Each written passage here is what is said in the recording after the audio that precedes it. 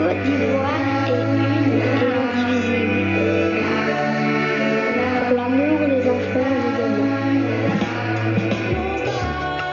Habitions la même cour, nos enfants jouaient dans l'amour. Au ciel espérance.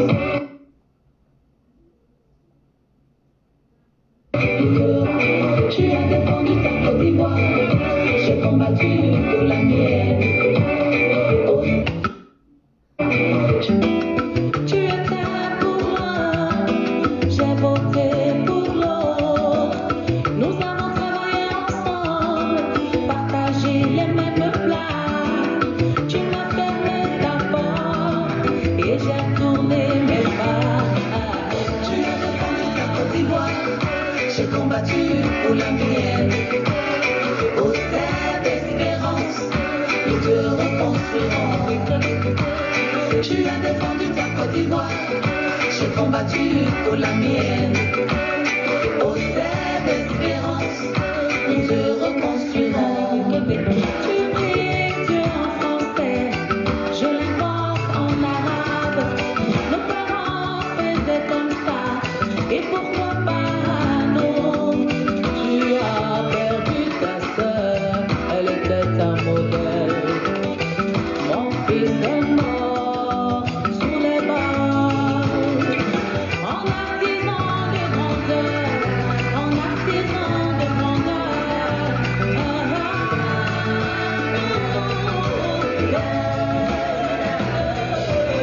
Tu as défendu ta Côte d'Ivoire, j'ai combattu pour la mienne. Au ciel d'espérance, nous te reconstruirons. Tu as défendu ta Côte d'Ivoire, j'ai combattu pour la mienne. Au ciel d'espérance, nous te reconstruirons. J'ai eu faim, tu as eu soif. Nous avons. Bonjour famille. Cécilia, ça va? Tu vas bien? Alors après tu m'envoies un message là, ok? Ou bien tu vois, tu prends mon numéro, tu m'appelles. Okoroji Okechuku, bonjour. Bonjour à Adi Denéa. Bonjour à Moke Etienne. Bonjour à tous ceux qui me suivent. Kasso, voilà, Madame Kasso, bonjour. Bonjour à la Dream Team. Bonjour à tous mes amis. Bonjour à toute la Côte d'Ivoire. Mesdames et messieurs, je suis Okosisi Baba Nicolo. Eti Okwe, Eri Okwe.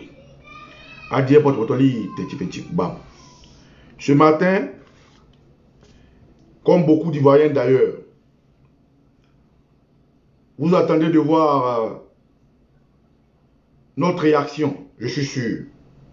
Et je sais que le ministre Charles Blé Goudé, lui aussi attend, en tant que bon communicant, le camp dira-t-on de bonjour le tché, de son adresse et de sa séance de travail avec son parti politique, le COGEP, dont hier ils ont fait la sortie politique.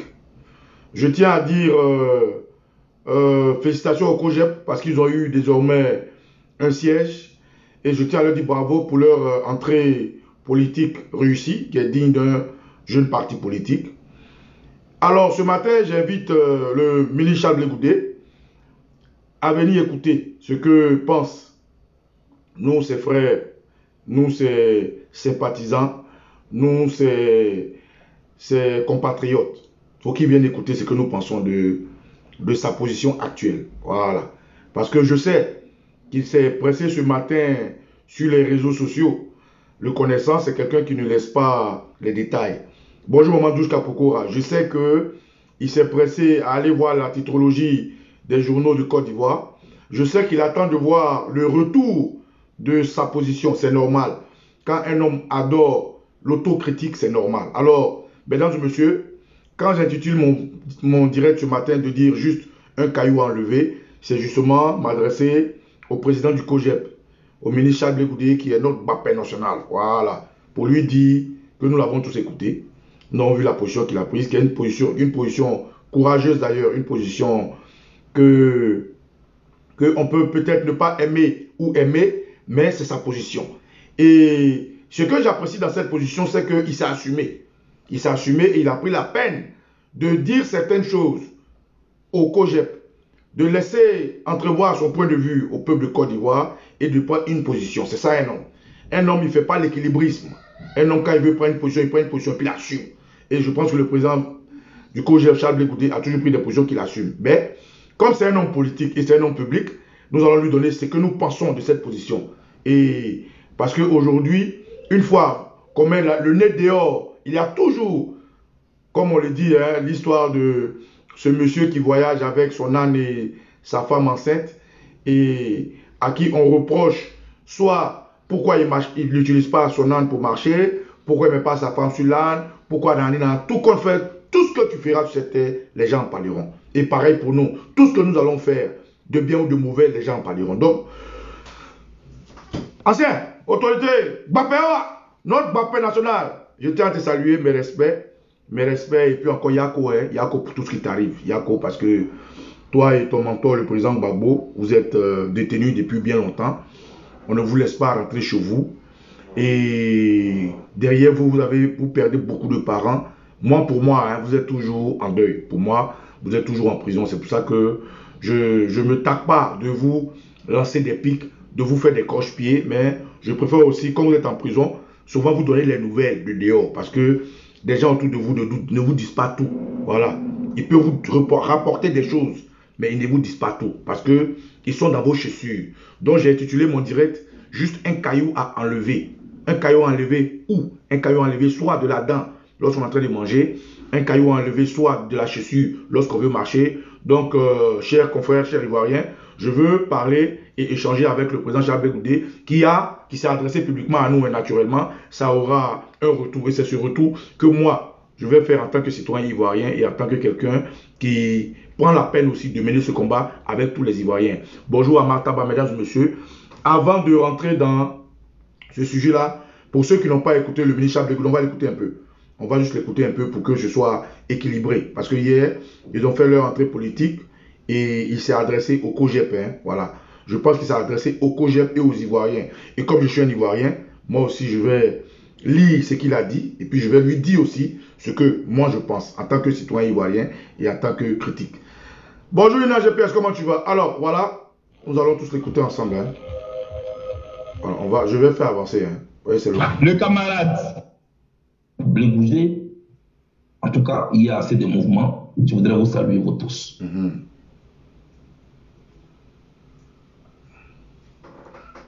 Johnny Ernest Adabou.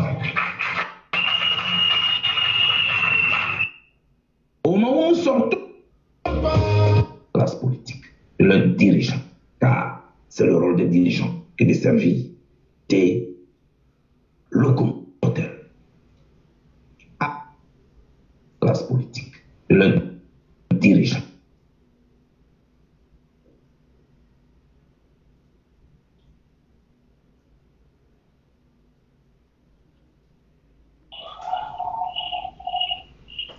Oui, nous allons marcher. Attends, mon ami.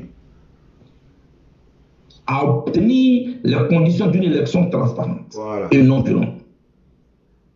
Je veux juste prendre. On va écouter un bout. Je voudrais particulièrement féliciter le président du comité d'organisation, Joël Poté et son équipe, qui ont travaillé d'arrache-pied. Hier, c'était l'inauguration du siège du COJEP. Aujourd'hui, c'est la rentrée politique pour réfléchir. La technique a essayé un peu de nous distraire, c'est les attaques de la page, mais je vais parler.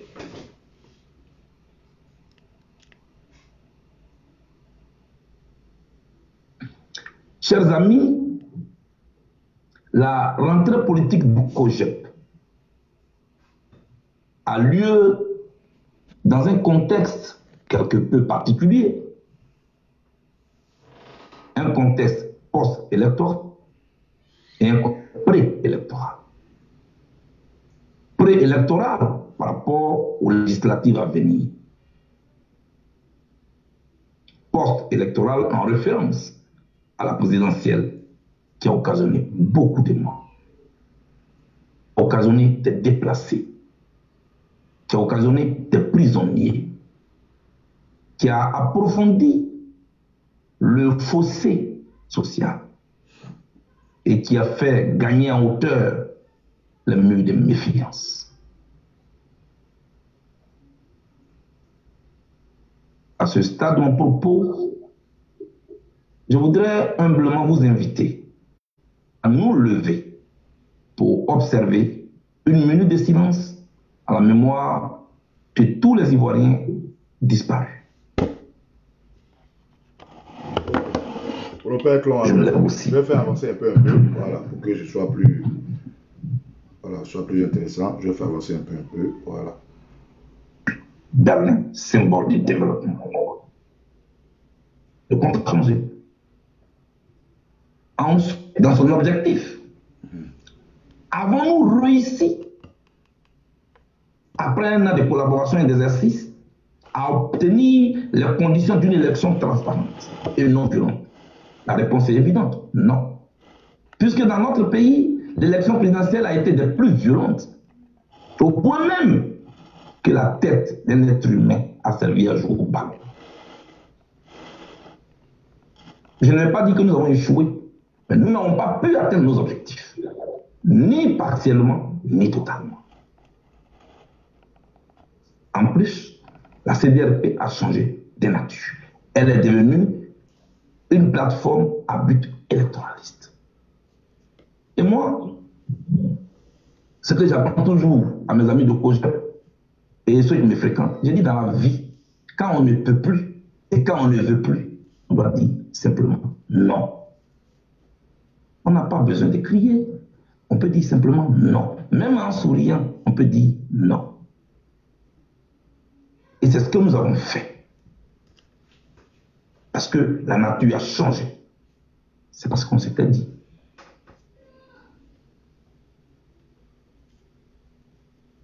Et nous n'avons rien fait dans le dos de nos partenaires. Le docteur Saraka, qui nous représentait à cette réunion, a signifié à nos partenaires, yeux dans yeux, que le COJEP sortait de cette plateforme avant que nous fassions une déclaration publique. Pour autant, j'ai toujours du respect pour le président Bédié et pour le PDCRDA. Le président Bédié qui a supporté notre voix, victime de blocus pendant des semaines, j'ai toujours du respect pour lui. Parce que pour moi, un désaccord politique n'est pas forcément un conflit. Par la plateforme ou des plateformes de l'opposition, je ne serai pas trop prolixe là-dessus.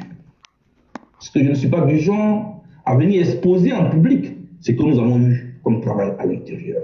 Je trouve cela irresponsable. Donc je ne serai pas trop prolixe. Tout ce que j'ai pu vous dire, c'est que le mode de fonctionnement, le mode de prise de décision ne convenait plus au projet. Quand ça ne vous convient plus et que vous tentez d'interpeller vos partenaires et que ça ne marche pas, vous quittez là, simplement. C'est ce que nous avons fait.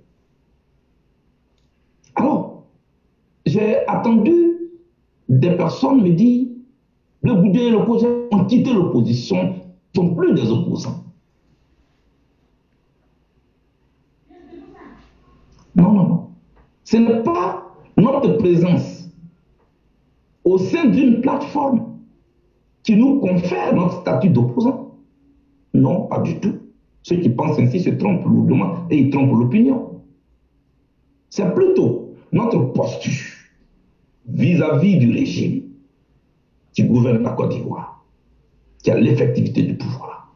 C'est notre posture vis-à-vis de ce régime-là qui nous confère notre statut d'opposant. D'autant que nous ne sommes pas collaborateurs du pouvoir en place. Nous ne sommes pas membres du gouvernement. Nous ne sommes pas inscrits sur les mêmes listes en tant que partenaires pour aller au législatif avec le pouvoir. Nous sommes toujours des opposants. Et nous continuons d'avoir du respect pour nos partenaires. Je voudrais ici l'expliquer. On peut avoir un désaccord politique sans que cela soit un conflit. C'est dans ces conditions-là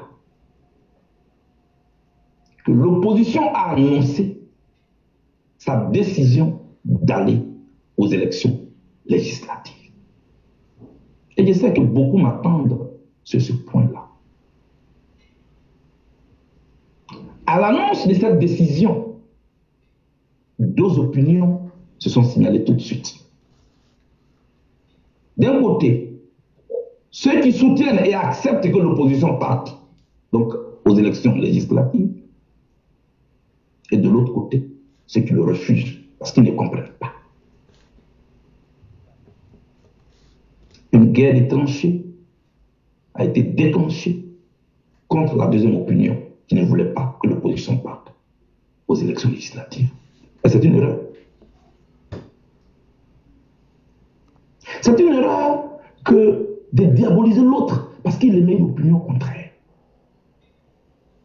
Je voudrais simplement dire ici que je ne trouve pas juste qu'on diabolise ceux qui tiennent la seconde position.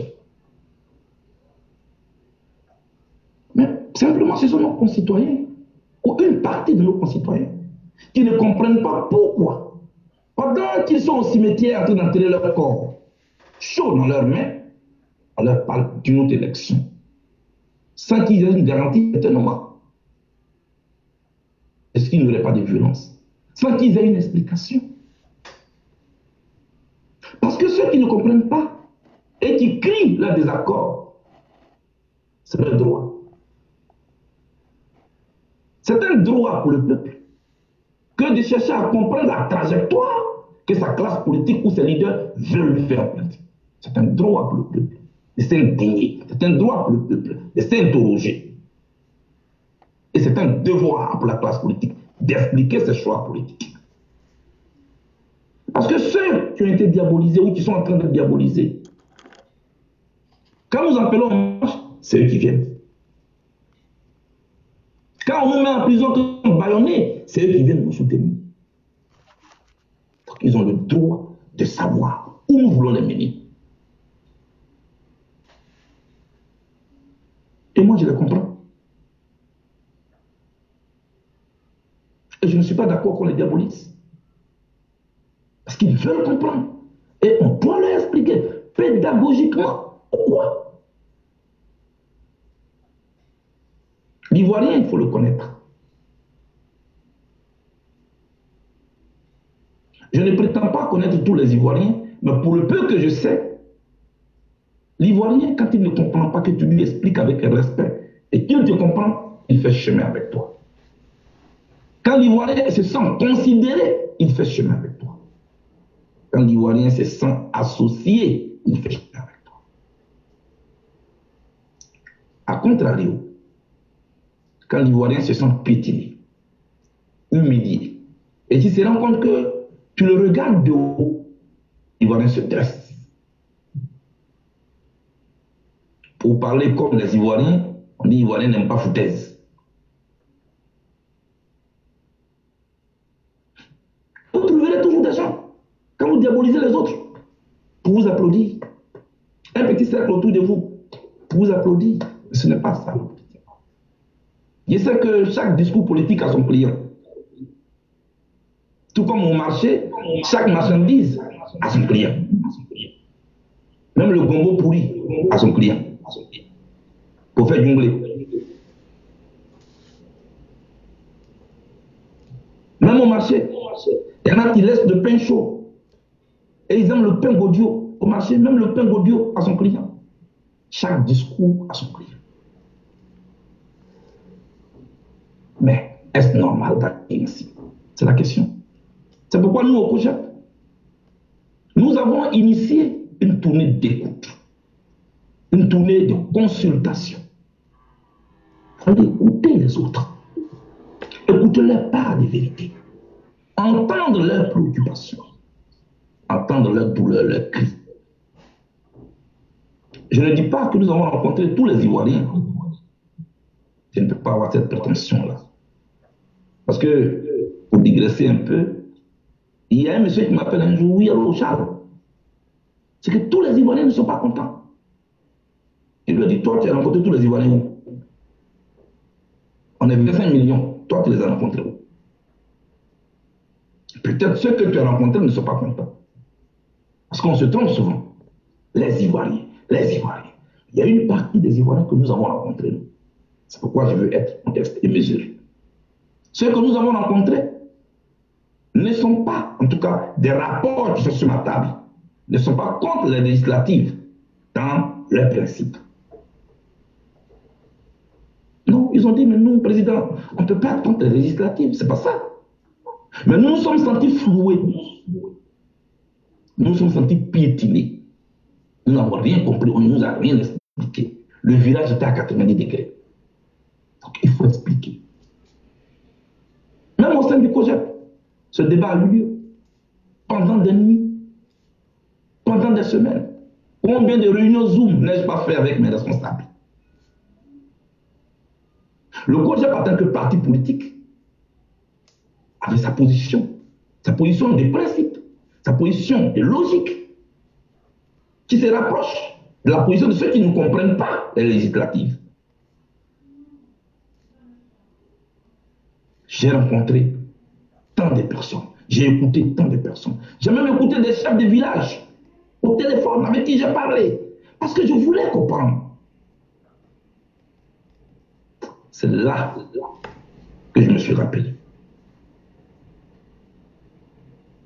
C'est là que je me suis rappelé. La vie d'un homme. Un leader. Que tout le monde respecte dans le monde. Tant en Afrique que partout. Nelson Mandela. J'ai été en Afrique du Sud. J'ai été à Mpumalanga. J'ai été à Soweto sur les traces de Mandela. Je voulais comprendre. J'ai aussi lu Mandela dans Conversation avec moi-même, dans Un long chemin pour la liberté. Et Mandela expliquait. Arrêté en 1960 et 63 par là, Mandela, quand le régime de l'apartheid a voulu négocier avec lui, il a dit qu'un prisonnier ne négocie pas. Il a dit aussi, l'ANC refuse de négocier avec ce régime illégitime de l'apartheid. Dixit Nelson Mandela. Vous pouvez le lire, en conversation avec moi-même. Vous pouvez aussi le lire dans Les longs chemins de la liberté. J'ai été à Soweto. J'ai été discuter avec des compagnons de lutte de Mandela. J'ai fait 2 semaines en Afrique du Sud. Quand j'étais en Côte d'Ivoire, bien entendu. Et à un moment, l'Afrique du Sud a basculé dans la violence. Affrontement interethnique. Les Sud-Africains se tuaient, s'entretuaient. Comme c'est presque le cas en Côte d'Ivoire. Malheureusement. On me dirait peut-être que comparaison n'est pas raison. Et c'est ça aussi. C'est à ça que sert l'histoire. Pour nous permettre de comprendre le passé, pour mieux apprécier le présent et scruter l'avenir. Quand Mandela a vu que son pays basculait en prison, il a appelé un garde. Il lui a dit, je vais voir le chef de garde. Quand on lui a amené le chef de garde, il a dit, je vais parler au directeur de la prison. Un mois après, on l'a amené dans le bureau du directeur de la prison, parce qu'en prison, tout ne s'obtient pas tout de suite, c'est de quoi je parle. Dans le bureau du directeur de la prison, il lui dit, je vais rencontrer le ministre de la Justice pour discuter avec lui d'une question d'intérêt national. Mandela, dans ses habits de prisonnier, a été extrait nuitamment de sa cellule de prison, conduit dans le Cap, chez le ministre de la Justice, il s'appelait Kotsi. C'était sous Peter Botha, pour votre information. Lorsque le ministre de la Justice lui demande pourquoi il voulait le voir, et que Mandela dit, je vais discuter avec Peter Botha, le président de la République de l'Afrique du Sud. Le ministre sourit au coin et lui dit, mais monsieur Mandela, vous souvenez-vous, vous avez dit qu'un prisonnier ne négocie pas. Vous avez aussi dit que l'ANC ne négociera pas avec un régime illégitime. Alors pourquoi vous négociez avec vous? Et Mandela dit, oui, c'est moi qui l'ai dit. Et ma position a évolué. face à mon peuple qui s'entre-déchire, face à mon peuple qui se meurt, face à mon pays que je ne reconnais pas. S'il vous plaît, je vais rencontrer le président de la République. La suite, vous la connaissez. Après la discussion, Mandela est libéré le 11 février 1990 sous Frédéric de Klerk qui a continué les négociations. Et Mandela et Frédéric de Klerk, ensemble, ont eu le prix Nobel de la paix. Bourreau et victime, ensemble. C'est là que j'ai compris que ce n'est pas toujours que nous soyons contre. Ce n'est pas toujours qu'on fait ce qui est logique. Quand je ramène cette situation à la Côte d'Ivoire, que j'écoute mes parents, qui me disent, Charles, notre fils, cela fait plus de 10 ans que ceux qui nous représentent à l'Assemblée nationale ne sont pas nos choix, que ceux qui sont nos maires ne sont pas nos choix, et que des cadres aussi m'approchent, me disent, laisse-nous y aller. Quand nos parents pleurent, celui qui pleure avec eux, celui qui essuyons leurs larmes, celui qui sommes avec eux dans la douleur, dans les villages, dans les campements, nous voulons les représenter. On ne gagne pas un siège, on aura au moins gagné une expérience électorale. Ce soir, ce que je m'avais vous dit, ce n'est pas ce que vous avez envie d'entendre. Mais ce n'est pas toujours qu'on dit à l'autre ce qu'il a envie d'entendre. Mais on doit lui dire la vérité. Merci. Et je voudrais vous regarder droit dans les yeux et vous dire la vérité. Vous voudrez bien me pardonner. Mais entre ma position de logique, ma position de principe et les larmes de mes parents et les pleurs de mes parents, j'ai choisi d'être aux côtés de mes parents. Pardonnez-moi. Je vais vous choquer. J'ai accepté que mes camarades partent aux législatives. Et je voudrais l'assumer pour mes chefs.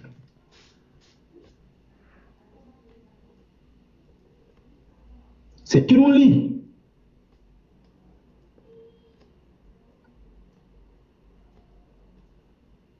c'est la vérité. On souffre. Ils ont besoin de leur fils auprès d'eux.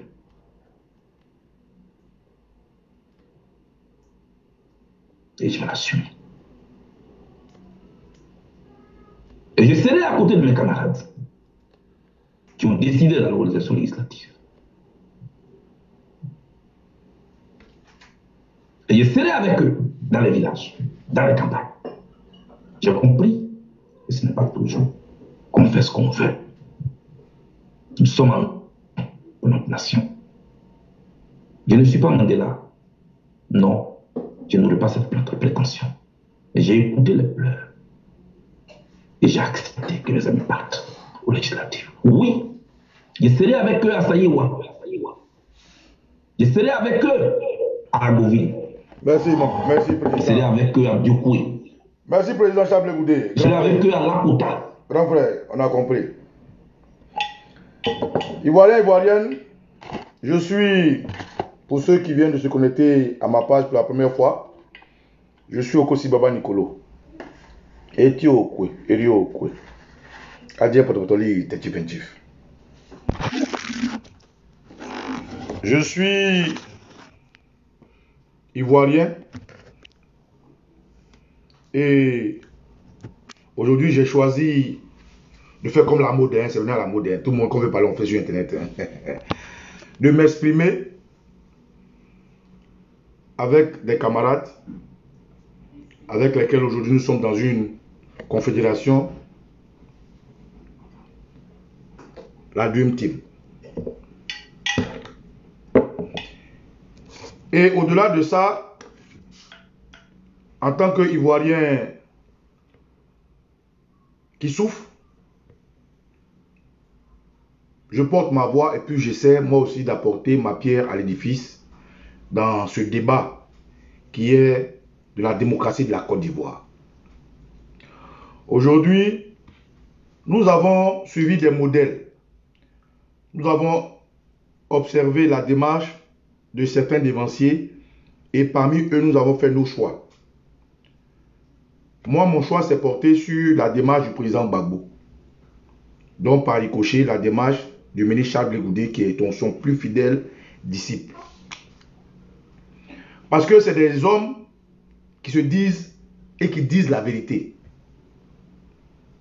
C'est des hommes qui peuvent te regarder et puis te dire quand ils ne sont pas d'accord, comme Blé Goudé même le dit, hein, avec sourire.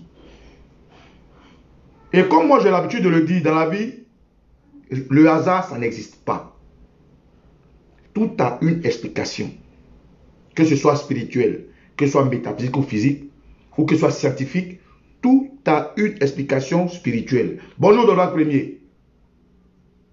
Frère, aujourd'hui, moi aussi, avec sourire, comme le dit le ministre Charles Blé Goudé, yeux dans les yeux, je vais lui dire que je dis non. Bapara, le génie de port, le libérateur, ouais, aujourd'hui là, moi, Baba Nicolo, je dis non. Moi aussi, je te regarde dans les yeux, comme tu as dit, avec un sourire, on peut dire non. Avec un sourire, je dis non à ton choix aujourd'hui. Je dis non parce que tu as parlé des larmes de tes parents. Tu as dit beaucoup de choses. Je vais prendre certaines choses pêle-mêle. Tu nous as parlé un peu de Nelson Mandela. Et tu as dit que comparaison n'est pas raison. C'est vrai, comparaison n'est pas raison. Nelson Mandela, dans son temps, se battait contre l'apartheid.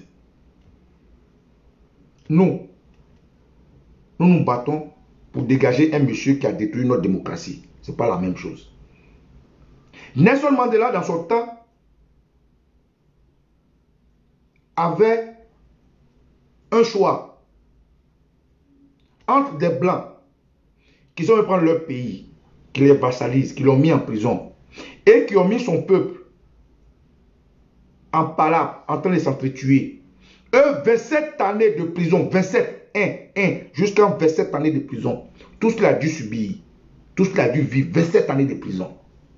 Dans l'apartheid, Nelson Mandela a accepté 27 années de sa vie. Parce que lui aussi, il a dit non. 27 années, 27. Parce qu'il a dit non. Il est resté droit. Jusqu'à ce que 27 ans après, quand tu as lu ces livres, moi aussi je les ai lus, il est par juste appréciation de la chose, 27 années après, décidé de mettre un pas en avant, 27 années. Donc oui, c'est vrai, comparaison n'est pas raison, concernant Nelson Mandela. Président, nous sommes au 21e siècle. Bapawa, nous sommes au 21e siècle. Lorsque, dans ta fougue, tu haranguais les foules, Internet n'existait pas comme ça. Avant, c'était les E5, c'était les Skype, Internet n'existait pas comme ça. Mais tu arrivais à mettre dans notre cœur cette joie incalculable, incommensurable. Cette joie que, à jamais de notre vie, nous ne pouvons te rembourser le prix. Lorsque tu haranguais ces foules, tu étais au sommet de cette lutte-là. Au sommet, tu l'es toujours, hein? Je ne te dénie pas ça.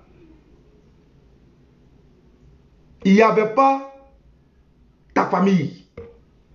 Il n'y avait pas les larmes de ta famille. C'était nos larmes, nous tous. Ah, aujourd'hui, les choses ont changé. Ça, c'est sûr. Comme tu as dit toi-même. Entre les larmes de ta famille et ce qui est logique, tu préfères les larmes de ta famille. Bon, et nous, nos larmes, là, on n'est pas de ta famille.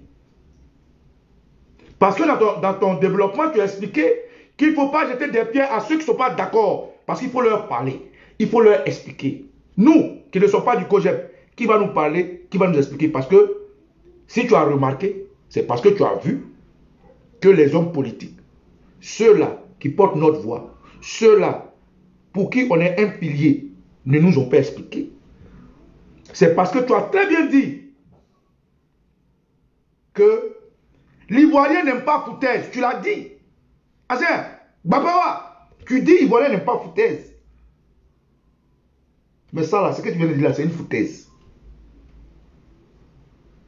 Parce que tu ne peux pas en même temps être en train de dire que tu concèdes à ceux qui ne veulent pas aller. Tu comprends. Parce qu'ils ne comprennent pas. Ils n'ont pas eu gain de cause. Ils sont floués. Et puis dans le même temps, tu as adressé au COJEP pour dire tu choisis les larmes de tes parents par rapport à ce qui est logique. Mais c'est parce que ce n'est pas logique que des gens ne nous expliquent pas les choses que tu reconnais qu'on a raison, non? Ou bien, doyen, c'est parce que ce n'est pas logique que les gens ne nous expliquent pas les choses que tu reconnais qu'on a raison. Et que tu demandes aux gens de ne pas nous lapider. C'est parce que tu reconnais que ce n'est pas normal que nous soyons tous un peuple, que nous soyons tous contre ce qui nous arrive et que des gens nous regardent de haut, que tu as dit et tu conseilles aux gens de ne pas nous lapider, que notre position est normale. Alors, si tu reconnais la logique de notre revendication, si tu reconnais la logique de notre douleur, pourquoi, pour le COJEP, tu dois aller essuyer leurs larmes et nous, nos larmes là, qui va essuyer? Grand frère, ça c'est une foutaise. Nos larmes là, qui va essuyer? Ou bien comme nous, on n'est pas du COJEP, tu ne nous as pas choisi. Mais nous, on t'aime naturellement. Nous, on t'aime parce qu'à un moment donné de notre vie, tu étais là pour nous. Nous, on t'aime pour le bapé que tu es. Ou bien, comme il n'y a plus de casquette, nous, tu ne nous parles plus. Non. Autorité, tu as zaï. Ouais. Tu as expliqué, tu as parlé de Nelson Mandela. Et tu as voulu nous faire comprendre que, en évoluant, les choses changent. Tu as parlé de logique. Eh bien, je vais te parler de logique aussi. Ton compagnon de feu Sissoko Guillaume a pris les armes parce qu'il trouvait une situation, selon lui, pas normale. Lorsqu'il a pris les armes, les Ivoiriens sont morts. La logique voudrait qu'aujourd'hui, Sissoko Guillaume soit en prison. Ça, c'est la logique. Sissoko Guillaume a pris des armes contre la Côte d'Ivoire, son peuple, protestant qu'il y avait une illégalité. La logique voudrait que Sissoko Guillaume soit en prison. Est-ce qu'il est en prison? Non. La logique voudrait que toi, en tant que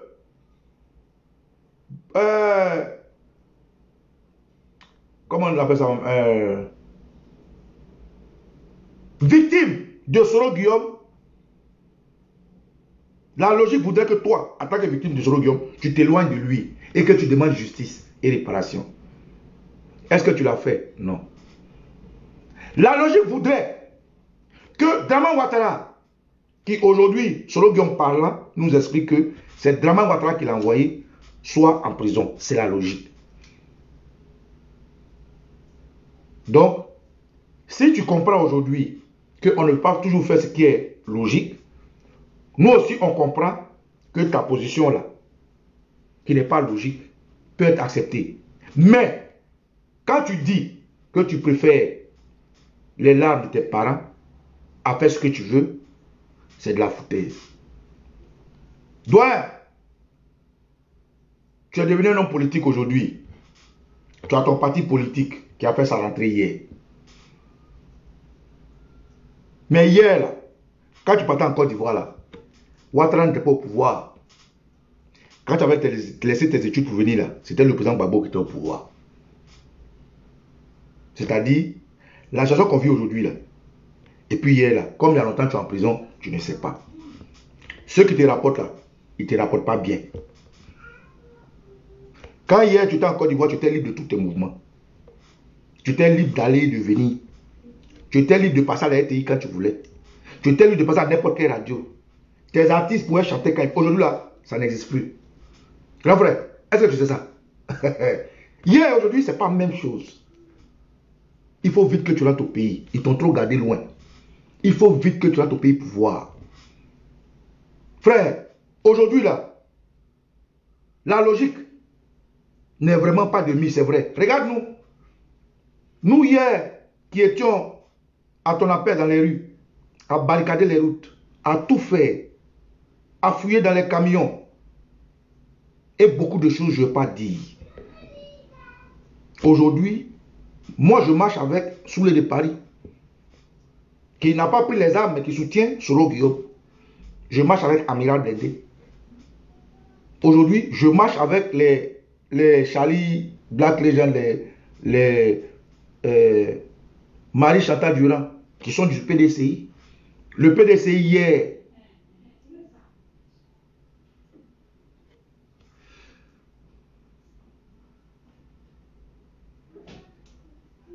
né le Pigarde Royal.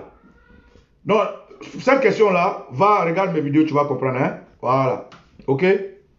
C'est ton choix. Hein? Tu vas le c'est ton choix. Moi aussi, c'est mon choix. Donc, cette question, je l'ai déjà expliquée. Je ne reviens pas dessus. Mais il faut visiter mes vidéos, tu vas voir, hein, camarade. Si aujourd'hui, nous avons compris que nous, nos sentiments personnels ne comptent pas, c'est parce que nous aussi, on a réalisé que ce n'est pas toujours on fait ce qui est logique. Autorité, Bapewa, si aujourd'hui, nous, on a réalisé que mes sentiments ne comptent pas, que la Côte d'Ivoire est au-dessus de nous, là, c'est parce que nous aussi, on a réalisé que ce n'est pas toujours on fait ce qui est logique. Mais ce qui est illogique qu'on fait a un objectif. Quel est cet objectif? Pourquoi aujourd'hui, et des bourreaux et des victimes dépassent leurs problèmes de personnes pour se mettre ensemble? Pourquoi aujourd'hui, et des gens qui m'ont frappé, des gens que j'ai frappés, dépassent leur intérêt personnel pour se mettre ensemble? C'est parce que si on doit choisir quelque chose qui est illogique, il faut que cette chose soit au moins rationnelle. Même si c'est illogique, il faut que ce soit rationnel. Il faut que c'est un objectif. Notre objectif de nous mettre ensemble dans cette histoire d'illogique et dans cette histoire illogique, c'est qu'on mette l'intérêt de la nation en avant. Et l'intérêt de la nation en avant, c'est ce que j'ai intitulé juste un caillou à enlever. Si on s'est mis ensemble et on veut créer une unité, c'est parce que l'unité est une logique de force. C'est-à-dire, on se met ensemble dans un caractère illogique, mais on crée une logique de force. Donc, nous mettre avec nos bourreaux d'hier n'est pas forcément illogique. C'est parce qu'on veut créer une phase logique du combat. Donc, Ancien Mbappé, quand tu dis que ce n'est pas toujours on fait ce qui est logique, quand tu dis que entre les larmes de tes parents et ce qui est logique, tu choisis les larmes de tes parents, nous, nos larmes là, nous qui ne sommes pas du COGEP là, qui va choisir? Nous qui ne sommes pas dans les partis politiques là, qui va essuyer nos larmes? Qui va parler pour nous? Nous qui ne sommes pas d'accord, parce que, comme tu as dit, on ne comprend pas, les gens nous regardent du haut, parce qu'on n'est pas politicien, on ne compte pas, notre voix ne porte pas, on est nobody là, nos larmes là, qui va essuyer, puisque tu as choisi ton cas, hein? Tu as choisi d'aller au législatif. En tout cas, félicitations. Autorité Mbappé, en fait, ici, il n'est pas question d'illogique. Non. Ici, il n'est pas question d'illogique. Il est question de nation. Il est question de nation. Quels sont les pas qu'on pose pour la nation? C'est ces pas-là que toi, tu as posé hier pour la nation. Est-ce que tu trouvais logique de laisser ton école pour venir sacrifier ta vie pour la Côte d'Ivoire? Si tu me poses la question, je dis c'est logique. Parce que si tu vas à l'école, que tu réussis, ta valeur doit venir d'où? De tes parents. Oui. Est-ce que tu trouvais logique que pendant que ta femme, tes enfants comptent sur toi, tu les abandonnes. Tu abandonnes ta jeunesse pour venir en Côte d'Ivoire te battre. En ce moment, c'est logique. Je vais te dire oui, c'était logique. Parce que tout ce que tu vas réaliser, tout ce que tu vas avoir dans tes études, tu seras obligé d'aller dans ton pays. Donc cette décision, quelqu'un d'autre, dans notre position, dirait que c'est logique. Mais d'autres personnes qui sont contre toi diront que c'est illogique. Donc là, la question ne se pose pas. Parce que ce qui est illogique, peut-être pour certains, peut être logique pour d'autres. Ta décision, ça là, c'est logique pour le COJEP. C'est logique parce que c'est un parti politique qui doit exister. C'est logique parce que ce parti politique, tu travailles avec des amis dont la majorité veulent aller aux législatives. Tu n'as pas le choix, donc c'est logique. Sinon, hors du COJEP, c'est illogique. Autant, je ne sais pas si on se comprend. Pour le COJEP, c'est logique parce que vous êtes un groupe de personnes, vous travaillez ensemble. Le COJEP est un parti politique, on le crée pour avoir le pouvoir. Donc eux, en tant que tes collaborateurs, en tant que tes confrères, qui pensent que c'est logique pour eux, en tant que parti politique, de contribuer au jeu politique, tu ne peux que, en tant que président, en tant que bon leader, naturellement, faire la place. Mais pour nous, c'est de la foutaise. Pour nous, c'est illogique. Illogique pourquoi? Illogique parce que tu es encore en prison. Illogique parce que tu as encore tes deuils à faire. Les élections, c'est une histoire de joie. En tout cas, en tant qu'Adoukrou, les élections, c'est où il y a la joie, on fait des élections. Alors que toi, tu es en deuil. Tu es encore en deuil. Tu as ton papa, paix à son âme, que tu dois l'enterrer. Tu as tes frères que tu as perdus, pour certains qui ici, pour certains qui sont au pays. Toi, leur mentor, tu es en deuil. Donc, tes partisans devaient être solidaires de toi. Ils devaient comprendre que tu ne peux pas jouer des jeux de joie. Non. Les élections, quand on fait des élections, c'est dans la joie qu'on fait les élections. Donc ça là, c'est illogique. Attends, nous qui sommes hors du COJEP. Babawa, le génie de mort, de libérateur, c'est foutaise. Ah, donc, tu avais dit que le COJEP était un jeune mouvement. Bonjour, Dieu Kuiper. Tu avais dit que le COJEP était un jeune mouvement. Tu avais dit que le COJEP devait prendre le temps de bien se structurer. Tu avais une vision pour 2025. 2025 est déjà arrivé. Autorité Blé-Goudé. Charlie, est-ce que 2025 est déjà arrivé? Mais tu n'as pas dit que tu allais préparer le COJEP. Vous allez vous préparer pour 2025. Tu n'as pas encore fait tes deuils. Tu n'as pas encore fini tout ça là. Ces pays-là même, on ne sait pas si c'est bouclé. On dit, ben, tu n'as pas fini tout ça, le doigt. Tes amis doivent être solidaires de toi. Oui. Tes camarades qui te battent là. C'est pour leur intérêt que tu nous as abandonnés. Nous, qui ne sommes pas du COJEP. Tes amis là, si eux ils sont logiques, ils doivent soutenir leur chef que tu es. Leur chef est en deuil. Leur chef n'a pas encore fini son deuil. Élection, on le fait dans un moment de joie. Leur chef n'est pas encore entré en Côte d'Ivoire. Leur chef doit retrouver son sol. Si tes amis de combat sont tes vrais amis, des vrais combattants, ils doivent t'attendre. Tu n'avais pas à faire ce choix-là pour eux. Donc nous qui ne sommes pas du COJEP, tu nous abandonnes. Tu vas au législatif. Tu sais pourquoi on ne veut pas aller au législatif? Je vais te dire. Autorité. On va au législatif parce que Ouattara est un caillou dans notre chaussure. Nous, on ne veut pas aller au législatif parce que Ouattara est un caillou dans notre chaussure. Ce n'est pas une histoire de logique ou bien une histoire de choix de l'art, non. On ne veut pas aller aux élections parce que Ouattara est un caillou dans notre chaussure. Bonjour sur la question là. Mais Ouattara, c'est pas lui qui t'a mis en prison.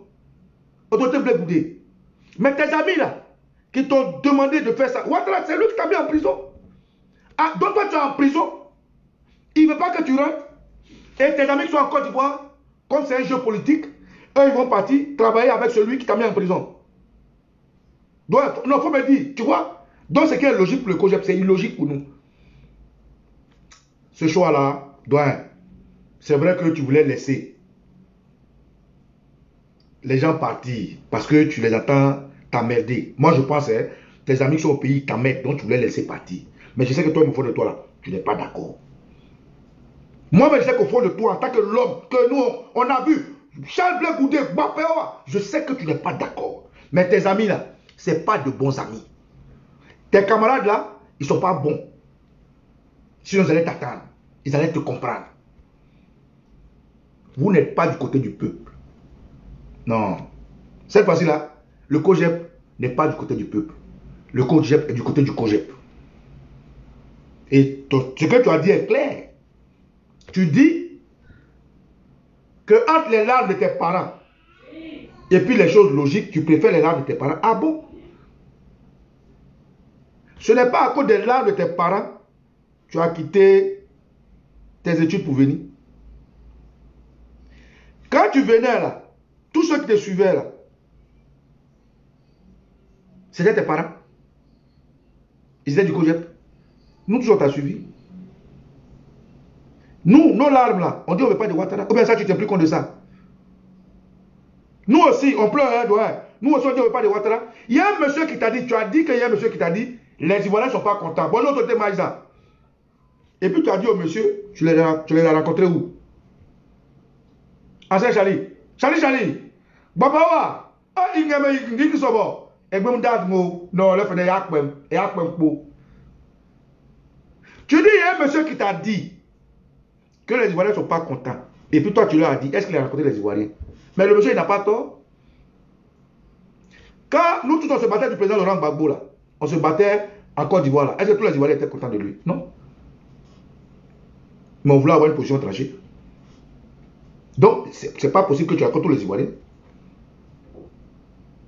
Donc, quand le monsieur dit que les Ivoiriens ne sont pas contents, toi, tu dis non, est-ce qu'il a rencontré tous les Ivoiriens? Tu dis que ceux que vous avez rencontrés ne sont pas contre les législatives.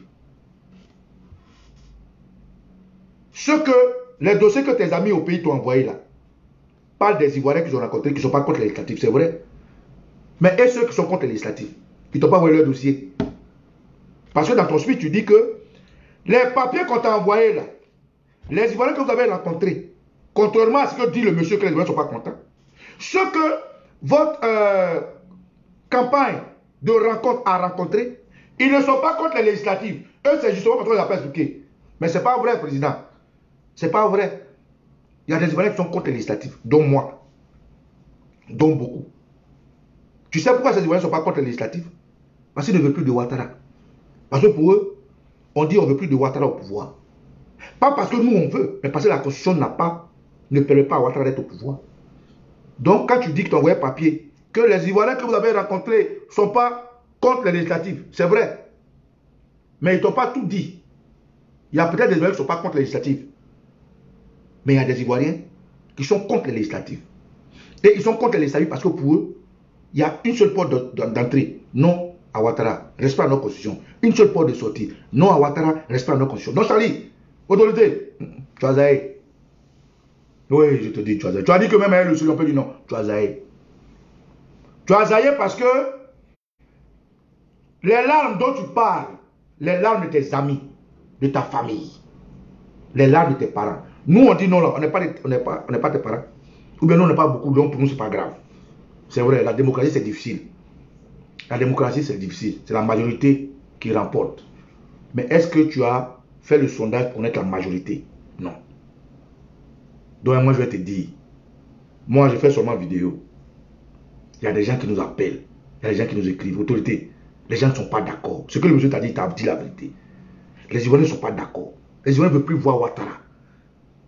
Ils ne veulent plus le voir. Toi-même, il t'a mis en prison. Tu sais que toi-même, toi et moi, toi, je sais que toi, tu ne veux plus de Ouattara.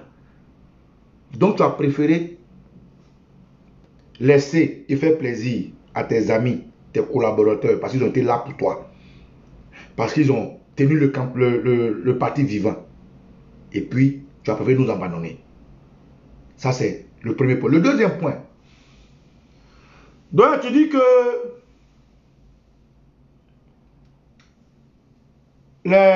tu t'es retiré, tu as retiré le COJEP des plateformes politiques.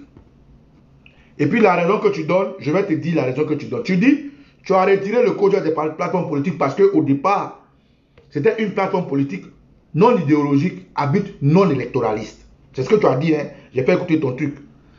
Tu dis, bon, le COJEP s'est retiré des plateformes parce que ces plateformes-là étaient non électoralistes. Ça veut dire que vous avez adhéré pour vous battre pour avoir des conditions à cause du peuple ivoirien qui veut être tranquille, c'est-à-dire des conditions de paix, celui d'Aninana. Dans le même temps, tu te retires d'une plateforme dans laquelle tu as adhéré pour une raison non électoraliste, et dans le même temps, tu te retires et toi, tu vas aux élections. Ouais, à toi aussi. C'est que vous foutez ça là. Ouais, c'est qu'elle foutait ça là. C'est toi qui as dit, hein.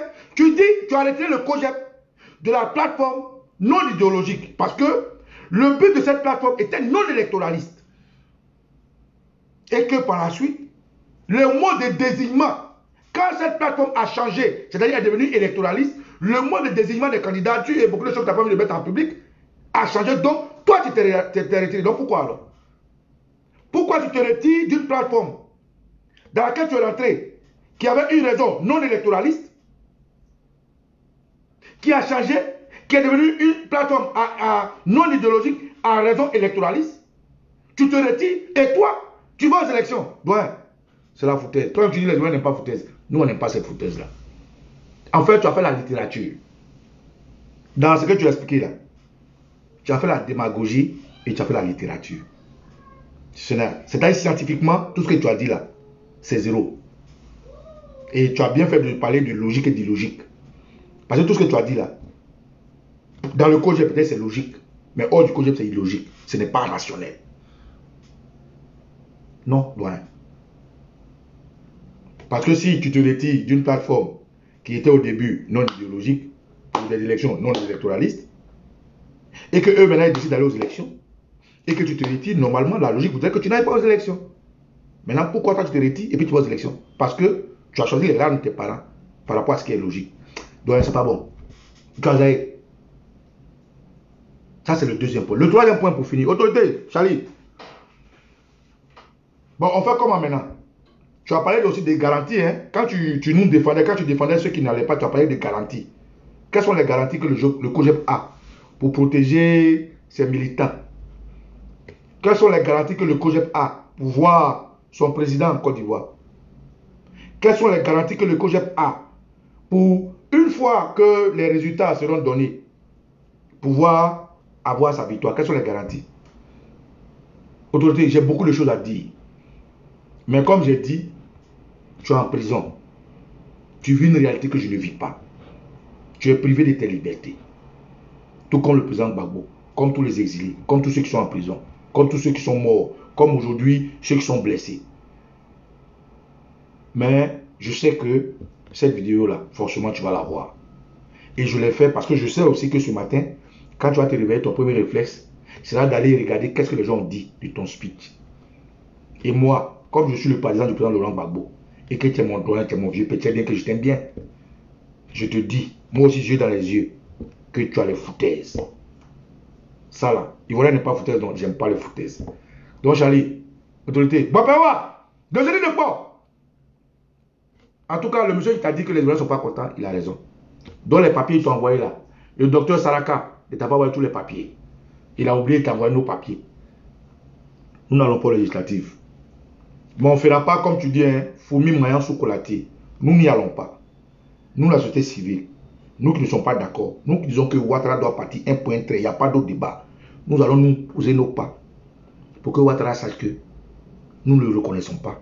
Nous ne l'aimons pas. Pas parce que c'est lui, parce que la France qui t'a mis en prison est avec lui encore. Mais vous qui allez aux élections législatives, bonne chance à vous, bon vent. Parce que pour nous, Ouattara est juste un caillou à enlever. Il n'y a pas autre chose. Doyen, ce que tu as expliqué là, tu veux faire comprendre aux Ivoiriens que si tu marches, qu'il y a un caillou dans ta chaussure, tu peux marcher avec. Que c'est illogique de marcher avec un caillou dans sa chaussure. Mais comme on est pressé, ou bien comme on a un problème, ou bien comme on n'a pas le choix, ou bien comme ton enfant pleure, ou bien ta famille pleure, le caillou là doit être dans notre chaussure à marcher avec. Non. Nous, on te dit que si on doit marcher, on doit lever le caillou dans nos chaussures. Si on doit marcher bien, là, quel que soit le problème qui se met devant nous, le caillou là, on doit lever dans notre chaussure. Donc le caillou de Ouattara là, nous allons nous arrêter dessus. Tu vas me proposer, tu vas me dire, ah petit, mais tu proposes quoi? Notre proposition, on vous a déjà dit. On vous a dit. De la même manière, on a pu sensibiliser les Ivoiriens pour aller au stade. De la même manière, on a pu sensibiliser les Ivoiriens pour la désobéissance civile. C'est de cette même manière-là, au lieu que vous allez dans les hameaux, dans les villages, écouter les gens là, allez dire aux gens de s'apprêter que toute la Côte d'Ivoire doit se battre pour avoir le départ de Ouattara. Voilà ce que nous proposons. Et nous pouvons le faire.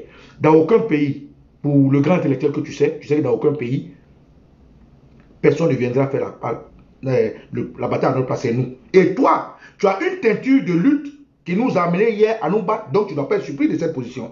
Donc notre position là, c'est parce qu'on a vu tes pas hier, nous avons copié sur toi, donc il fallait rester dans ça. Ouattara t'a mis en prison. Il ne veut pas que tu rentres en Côte d'Ivoire. Le président Gbagbo est en prison. Tes frères sont en prison. Tous ceux qui t'ont soutenu sont en prison. Les militaires sont en prison. Tes frères sont en exil. D'autres sont morts, blessés. Tout ça, là, tu as cité. Mais malgré ça, tu préfères ce qui est illogique à ce qui est logique. C'est-à-dire, tu préfères les larmes de tes parents à une position logique. Ça te fait mal, mais tu n'as pas le choix parce que les gens du COGEP veulent aller. Angin, il fallait les laisser aller. Et puis tu as laissé mettre en droiture. Nous, on a été relevés. Parce que ce qu'on fait, c'est pas pour aujourd'hui, c'est pour demain. Je suis au Kosovo Nicolo. Et tu au quoi? Et au quoi? Adja pour l'autorité. Baba, faut pas te fâcher, ancien. Mais je ne suis pas derrière toi, c'est parce que tu as Zahid. Comme je ne sais pas comment faire pour te joindre, je viens te dire ça ici. On est ensemble.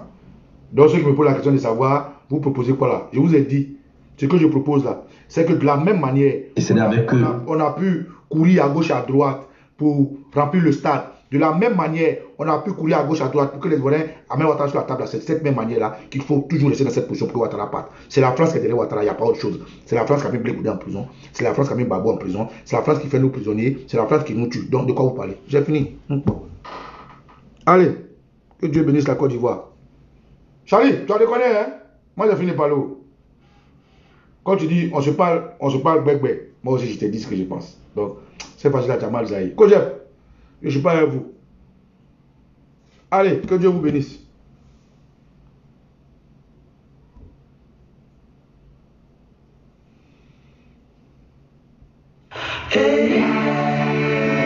La Côte d'Ivoire est une et indivisible.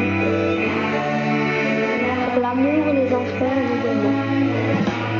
Nous habitons la même cour, nos enfants jouaient dans l'amour. Tu étais pour l'un, j'ai voté pour l'autre. Nous avons travaillé ensemble, partagé les mêmes plats. Tu m'as fermé ta porte et j'ai tourné mes pas. Tu as défendu ta Côte d'Ivoire, j'ai combattu pour la mienne. Au sein d'espérance, nous te reconstruirons. Tu as défendu ta Côte d'Ivoire, j'ai combattu pour la mienne. Au sein d'espérance, nous te reconstruirons. Tu pries Dieu en français, je l'invoque en arabe. Nos parents faisaient comme ça, et pourquoi pas nous? Tu as perdu ta sœur, elle était un modèle. Mon fils est mort sous les barrages, en artisan de grandeur, en artisan de grandeur.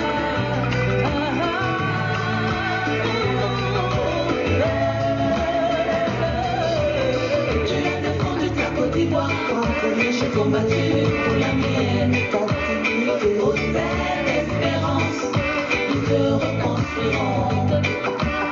Tu as défendu ta Côte d'Ivoire, j'ai combattu pour la mienne. Au sein d'espérance, nous te reconstruirons.